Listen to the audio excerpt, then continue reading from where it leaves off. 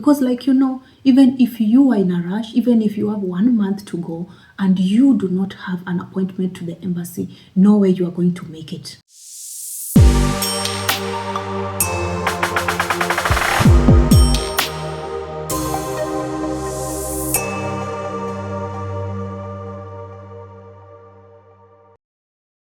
Guten Morgen, guten Abend, oder guten Tag from wherever you're watching me from. How are you doing today?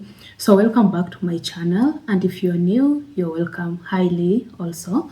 And so today I am going to talk about my student visa to Austria, the process or some of the requirements. It's been a request done by many and they want to know, or for me to narrate how I went through my own process. So this is standard for most of the universities or countries, generally international countries in general, when you want to travel abroad to go and study. But I will use my own experience and you can pick from them. Only slight changes would be, and if I know the ones that are slightly differing, I'll let you know in advance as part of mentioning in my video. So you are welcome. So for me, I started by ensuring that I went to the website. Okay, I did not know exactly where to start from. So I went to the website of the embassy website and Googled the Austrian embassy.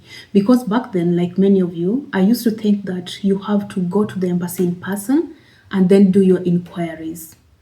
Word of advice, do not go to the embassy. You can never be allowed to get in there. So where do you start from?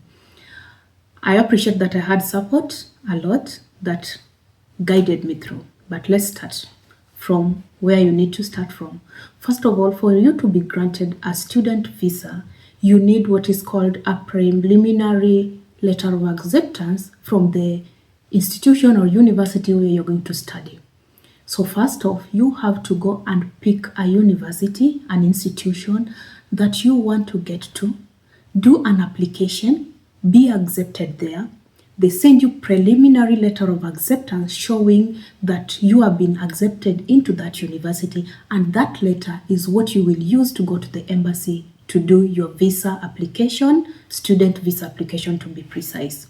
So for my case, for Austrian embassy, you all know Austria is in Europe, so this is going to be cutting across, except only one that I know that differs slightly. Not so sure about other countries in Europe, but I was told that for Austrian embassy, if you go to foreign affairs, they will be sure to know that you have to check the original documents there. So first off, I had to Google the university of my choice and university of my passion, and according to also what you studied. I am doing my master's, so if you are doing your master's, you have to ensure you look at the requirements of the respective university you are going to choose and ensure that you meet their ECTS and other requirements in them. So if you know the ECTS, they should match.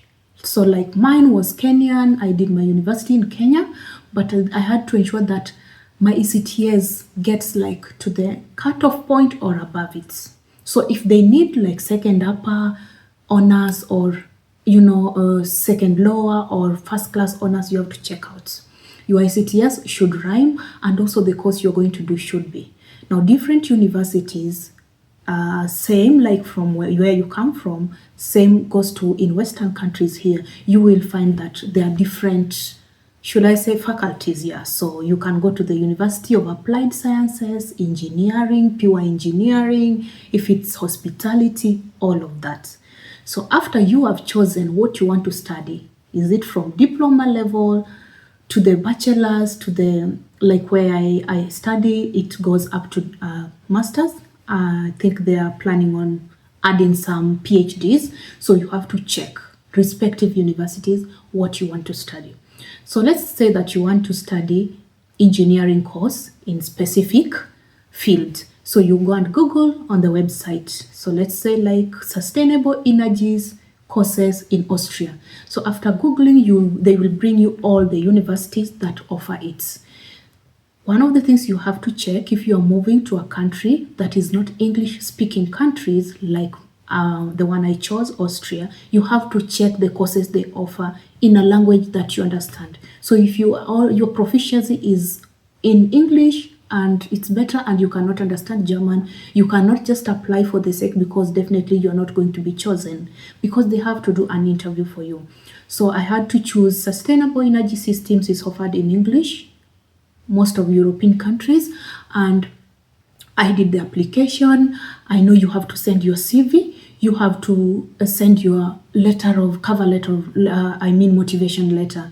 And that is really, really important. Do everything you can. I remember that Thomas had to help me for more than 1 hour just to write motivation letter. He had to do inquiries, read about this school, make them understand that you deserve to be there. It is serious interview never before.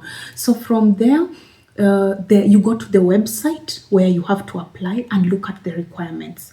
I think something else that we had to wait for longer before we do all the application, because in the university where I was going to, you had all the requirements, the education papers, everything they need of you, your police clearance certificate, you have your university honors, if bachelor's honors, graduation.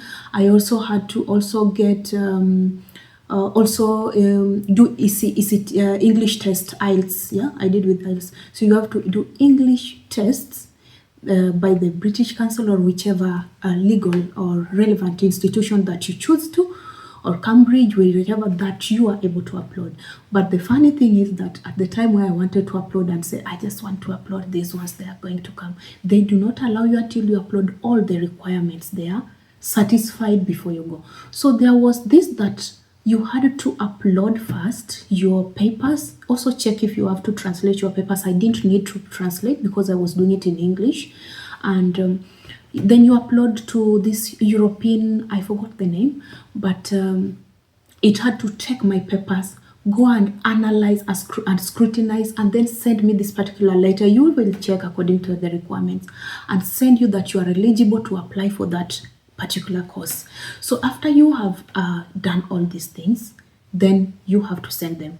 Also, in this website that I was applying for, this particular institution, they asked that all my papers had to be legalized. So let's talk about legalization at university level before we get to the embassy level.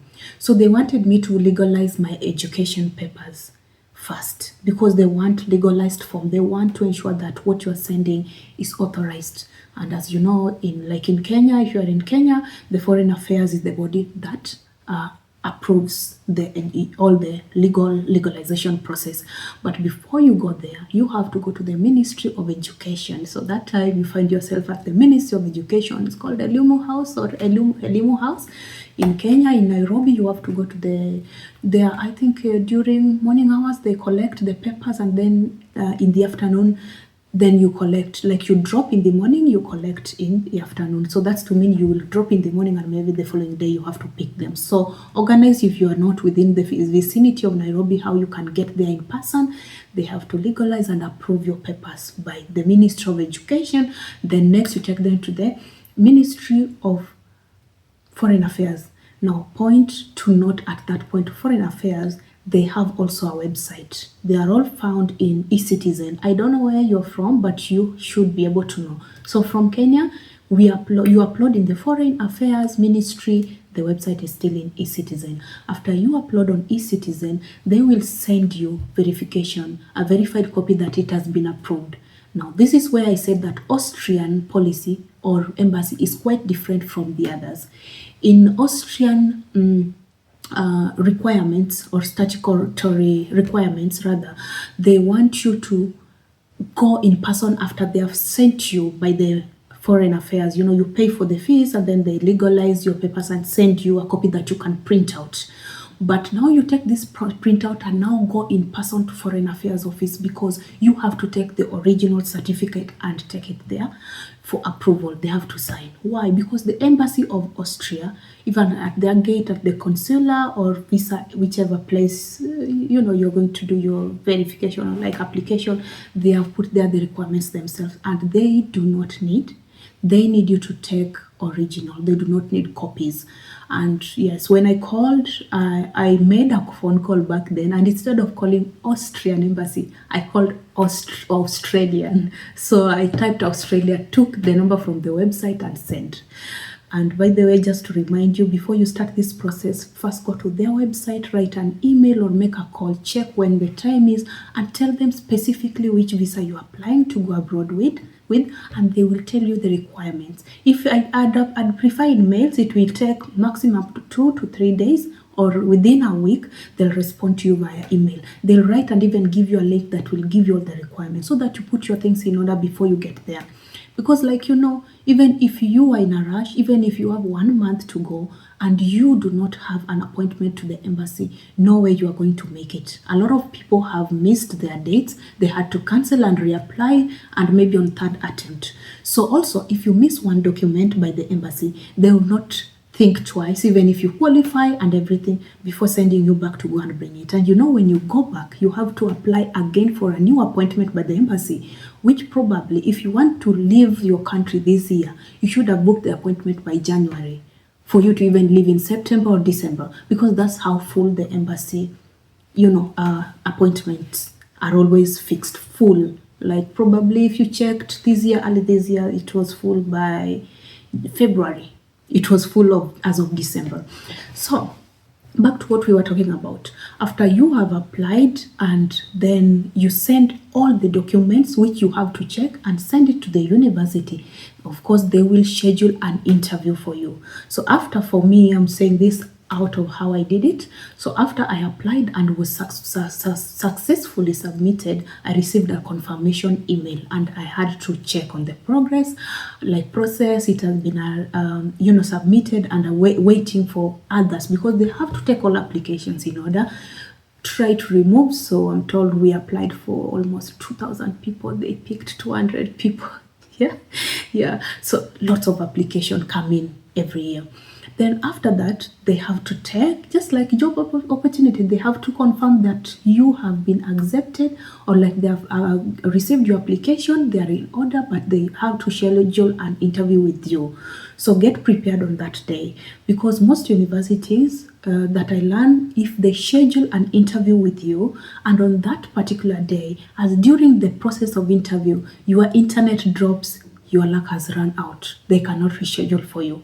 So make sure that day that you have all the supportive internet, you are prepared. Try to do research about the institution you are going to. Try to know the topics or handling or motivation, and also reread your motivation letter. You will have to explain why you deserve to be there.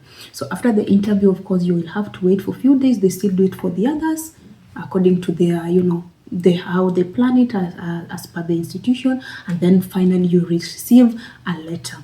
Now that acceptance letter, it will be written preliminary letter of acceptance. It just means you have not been fully accepted, but this one is to also help you to show that you've been accepted, you are going to study. Then finally you will get the final letter of acceptance. For my case, you have to get it when you come after paying your fees, and you are ready now to study. When they see you in person, when you meet the requirements. Now back to the embassy. After you've booked the embassy, you will see the documents. So the general documents, you need a letter of course, documents, or the academic documents, right, from primary, high school, university, whichever level as per the requirements. They just want to check again, but it's by the university. Then you need your birth certificate legalized. Check also with eCitizen or whichever website where you have to legalize your documents, whether you need originals or copies according to the country you're going to. And then also you will need, of course, the IELTS. I don't know if they'll still check it again. The English proficiency level or German language according to what you're going to study. And just speaking of languages, I would encourage, if you are moving to an English speaking country, try as much as possible to learn something before you leave. Yeah, utilize your time as much as you could. Then of course, now the other requirements. You have to ensure you have proof of accommodation. Where are you going to stay? Can you afford it? It doesn't end at being accepted. Can you afford it? Look at the minimum wage requirement or amount required, proof of liability, proof of funds, proof of ties, a lot of things to be checked. Now those ones comes generally as other requirements, as you've maybe probably had in other visa application, but that is how you take it. So from there you make sure that they process. Now also ensure that you do everything in order, because it does not guarantee that you're going to be accepted or be approved to live. Now, if you are going to like European countries and you're going to stay there for more than 6 months, they will tell you will not apply for student visa, but you apply for residence permits, 6 months and above. Okay, so if it's residence permit, it's like 6 months and above, and you have to now apply through the embassy, through the consular, through the visa application form, and they have to send all these requirements to the embassy in their respective countries. They have to accept you, that they permit you to stay in their country. That is when you go, and in my case, I had now to go now and apply for visa D. Now the residence permit could be approved early on time, so you get to go there, or you start the process all over again if it did not take longer. But I think for students, medical emergencies, they try as much as they could, if you meet all the requirements, to ensure that you get there on time and you are able to study and settle. Just make sure you put everything in order, check the funds requirement, and please do not take all the money, whichever visa you are using, and just upload millions into your account once. When you have been having 10,000, 1,000, out of nowhere a big amount into it, definitely they are not going to allow you to go in, because you're just putting it there for the sake. And also ensure when you get there, you're able to prove funds. For students visa, if I'm not wrong, I'll approximate roughly 12,000 to 16,000 euros per year, proof of funds in euros. And for the others, you can check out also and do your work. But all these things you can always find in the website. But that's how I went through my process of study visa. And I hope this was helpful.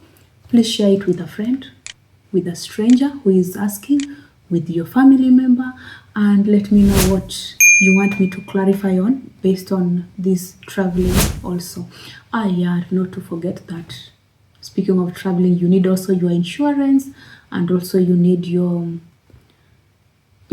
ticket, and make sure that your ticket flight is to and fro to confirm that you will be going back.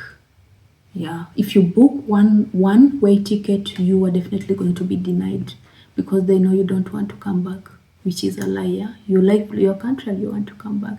Thank you so much for listening to me, and don't forget to subscribe, to like this video, and meet you next time in the coming video. Ciao.